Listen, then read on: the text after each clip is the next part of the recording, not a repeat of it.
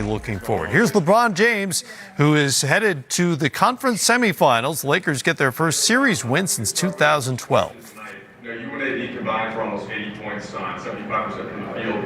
Just wondering how you guys have clicked so quickly to this level, starting early in the season, and what's the key on the offensive side of the floor for you and AD and the balance that you guys have found? Well, as two of the leaders of the team, we just try to do whatever it takes, both offensively and defensively, to help our team win on every given night. And we know we're going to get the majority of the looks, but at the same time, we just want to be efficient with our looks.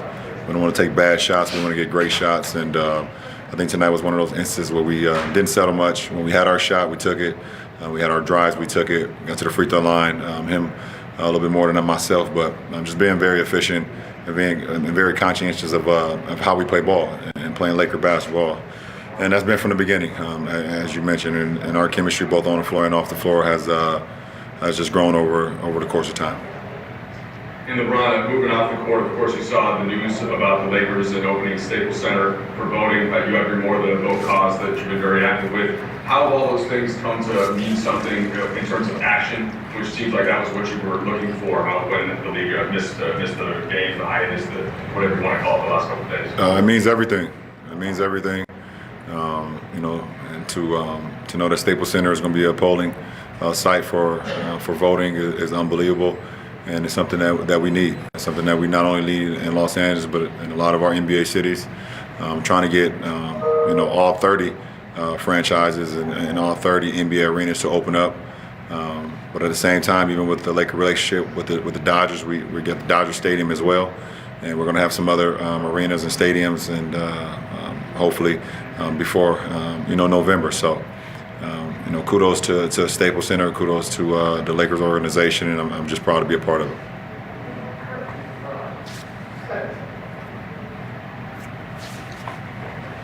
Okay, we'll take a couple here. Taylor? Hey, Ron, so obviously you guys win the series, you're going to the second round, but you still don't know who you're going to play. So walk me through your preparation. What do you do tonight? What do you do tomorrow to get ready? I won't get ready for the next round until I think Game 6 of that round is on Monday, correct? So tonight I'll decompress. I'll get away from the game. Tomorrow as well, but I'll watch the games. And then, on Monday, you'll watch the game, see what happens. If Houston goes on to win, then I'll begin to lock in on my next opponent. If OKC goes to win, then it gives me a few more hours to kind of, stay away from it as well. So. Just kind of waiting to see what happens with the series. But at the same time, I'm going to watch the rest of the games. The rest of the playoffs have been very good. But for me personally, I won't lock back in until I know exactly who we're going to play. Tanya Ganguly? On Thursday, the top line of events, I think, was that you guys, as a group, decided that you wanted to continue playing and then talked to the owners later that day. And I'm wondering, what gave you the confidence, first of all, that the owners would give you guys what you wanted that would make you feel comfortable going back to play?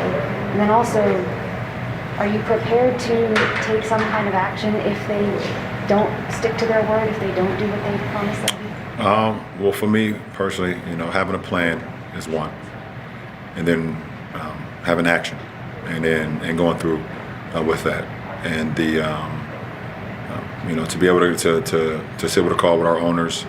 And for them to hear how important some of these initiatives are.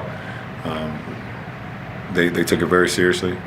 They were very candid. We were very candid on what we believe continues to move the needle in our respective cities, in our communities, and how important this moment is.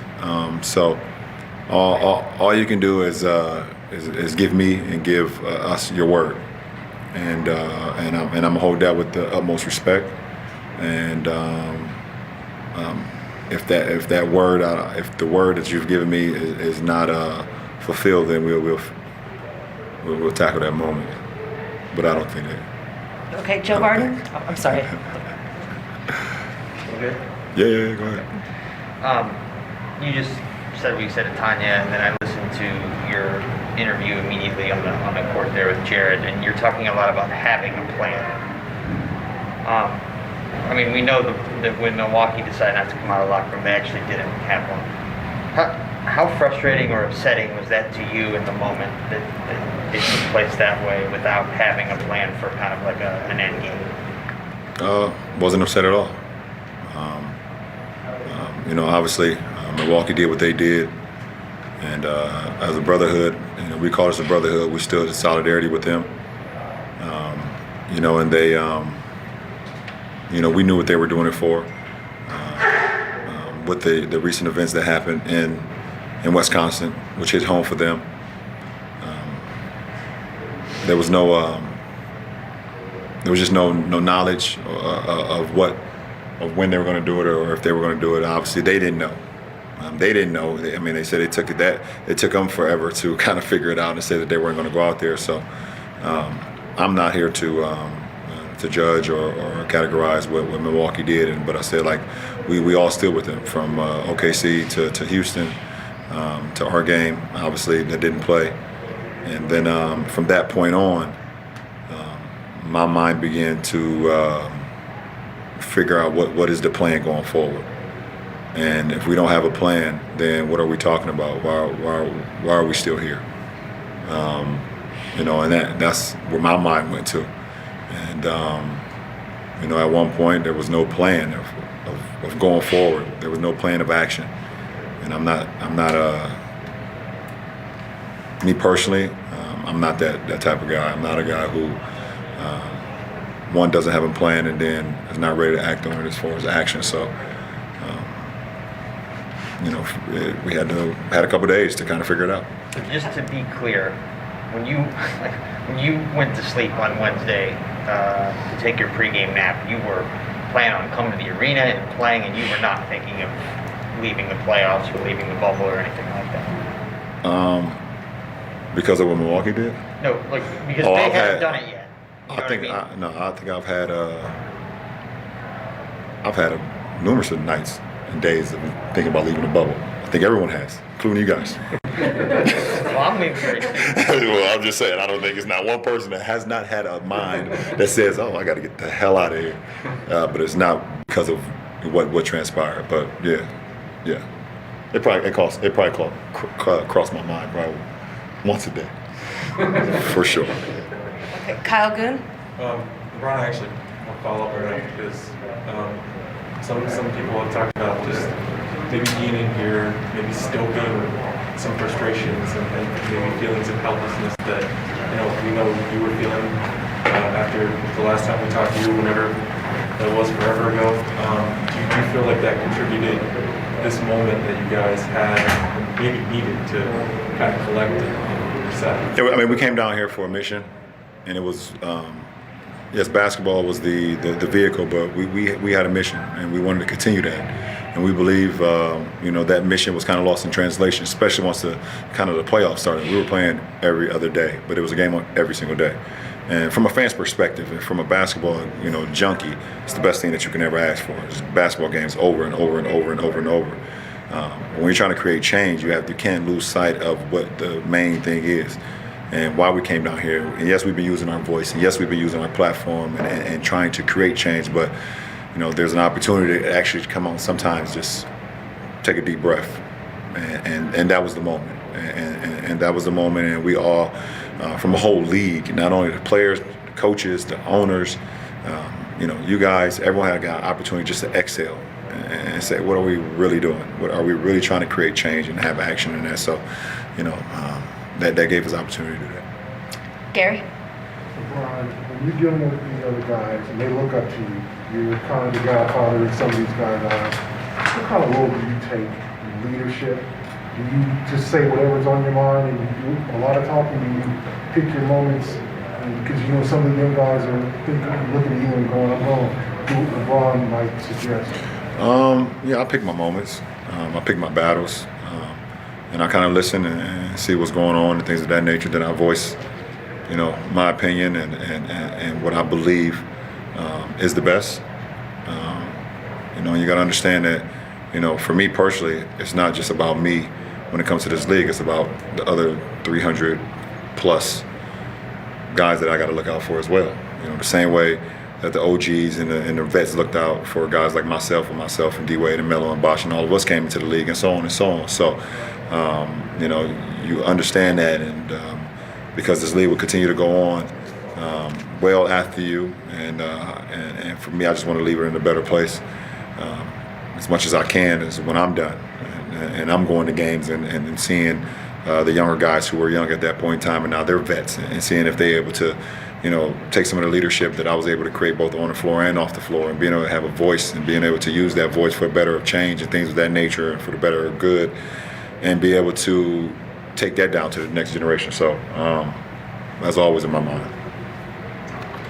LeBron, it's Dave. I want to stay on the same subject. We were overseas, and you were in a hotel ballroom with two teams and trying to build a consensus about a plan moving forward back in the beginning of the season. And now a couple days ago, you're in a hotel with 13 teams. And what are you leaning on in those moments? And what is the push and pull of obviously acknowledging the brotherhood that you have, but trying to get everyone's agenda on the same page? I lean on my advisory team.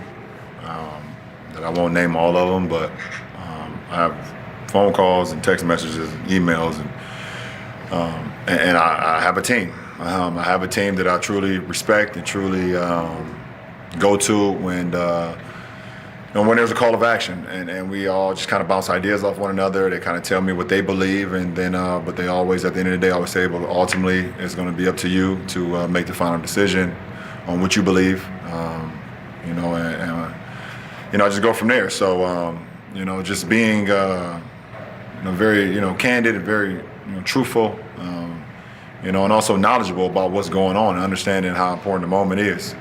So I don't come from a mind that's not up to speed on what's going on, or someone that's speaking just to be talking. I come from a plan of action, and then whatever else, I think it kind of takes care of itself. So that's what it is. Ellen?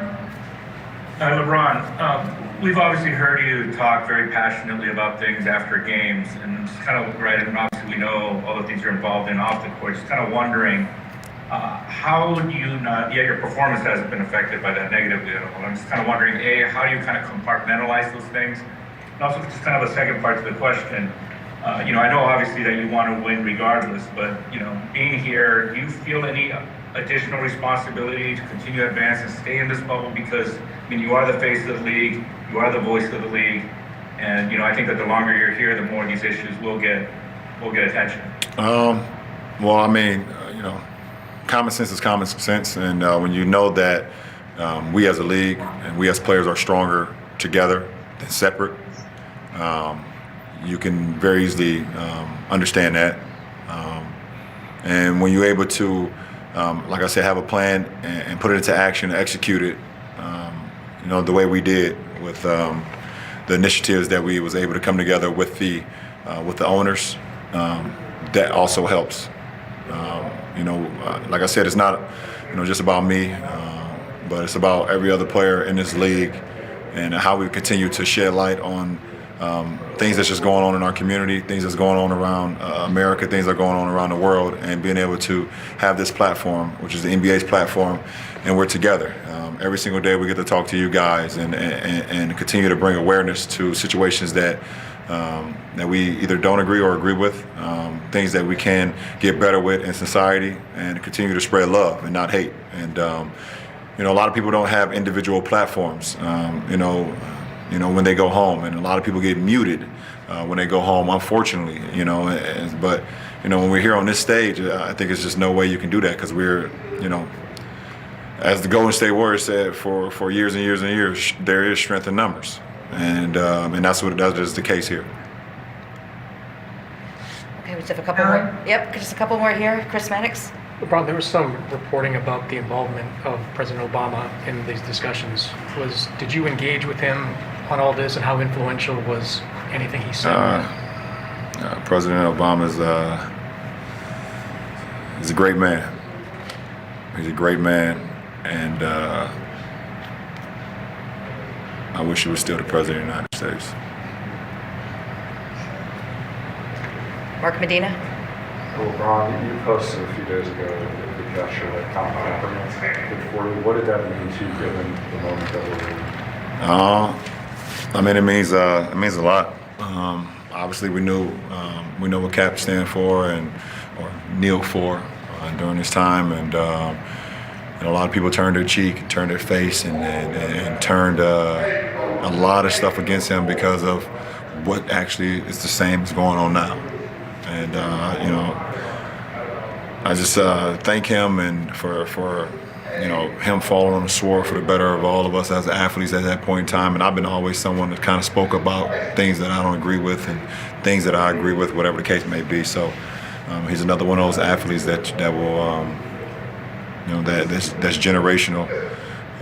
That will people think back in the history of like sports figures. They will not only talk about his performance on the field, but also how important he is, off the field. And that's one thing you always know about Muhammad Ali. People they call him the people's champ. And I don't think anyone calls him the people's champ because of what he did in the ring. Taylor Rooks. Hey, Ron, so I asked Doc Rivers the same question, but years from now, when history is talking about these past couple days, what story do you want it to tell? Obviously, only time will tell, but hopefully, the past couple of days is a change for the greater good in the future.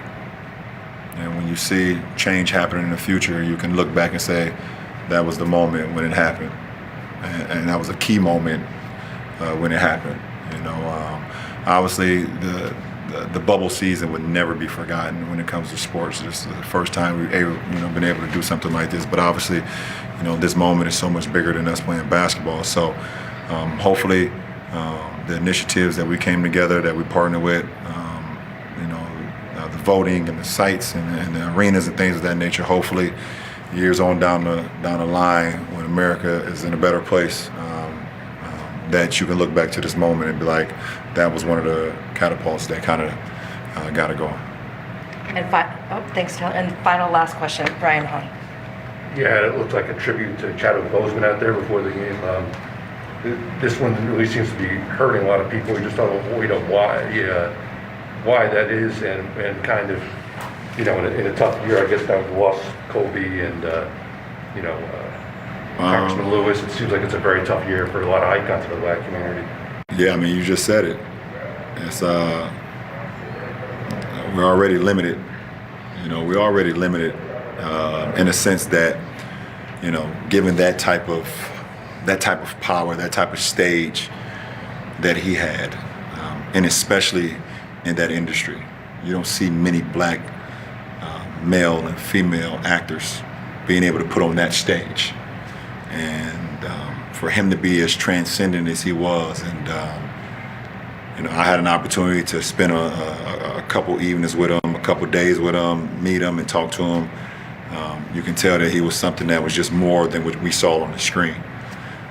But then you add on the fact that, growing up as a black kid, you had superheroes that you looked up to, but they weren't black.